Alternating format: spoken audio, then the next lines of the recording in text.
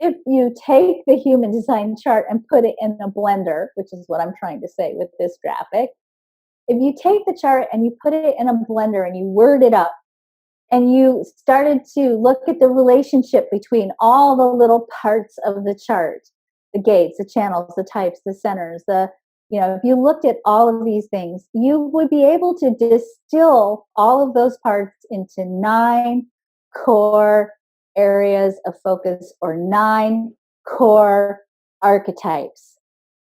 I call those 9 core archetypes the resiliency keys.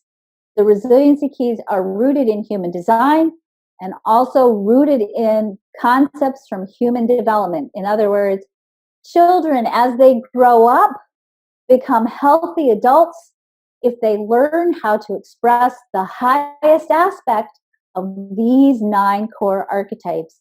And for them to become healthy and mature and resilient as adults, as parents or as teachers or community members, we need to support children in getting those needs met appropriately so that they can become resilient. Now, most of you, probably all of you, are not children, and you are probably carrying within you old experiences, old traumas, even genetic memories. These aren't even your memories, genetic memories that may have triggered for you a consistent expression of a consistent low expression of any of these 9 resiliency keys. And I'm going to tell you, if you haven't cleared any of the trauma, any of the beliefs, any of the old experiences, any of the genetic triggering that you might be carrying around any of these 9 resiliency keys, you will be stuck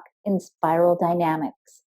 Because more than anything in the world, your beingness wants to heal these 9 core archetypes.